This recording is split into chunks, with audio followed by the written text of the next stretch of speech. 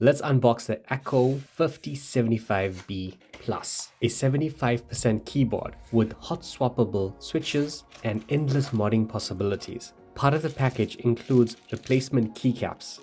Akko calls this special keys. A polycarbonate plate, USB Type-C to Type-A cable, keycap puller, switch puller, spare rotary knob, extra rubber gaskets, and a keyboard dust cover. First impressions, the keyboard has a good weight to it.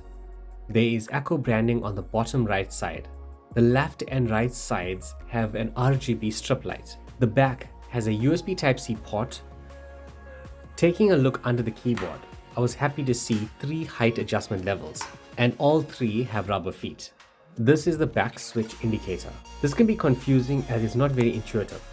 There is a MAC option. USB is used when plugging in the cable, however it won't charge the keyboard.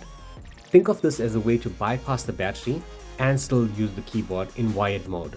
Selecting Windows, this is used to connect to the 2.4 GHz wireless dongle or Bluetooth. Personally, when I'm not using the keyboard for extended periods, I switch it to USB to conserve power. One of the reasons I picked up this keyboard was for the lighting. Those 2 RGB strip lights on both sides are unique to this keyboard.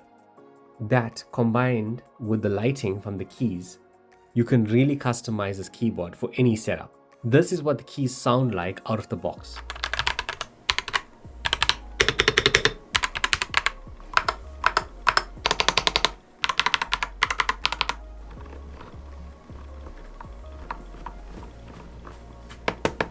Overall, I'm really happy with this keyboard.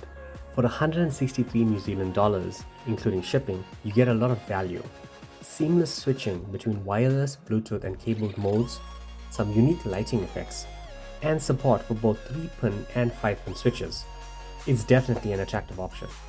That wraps up today's video.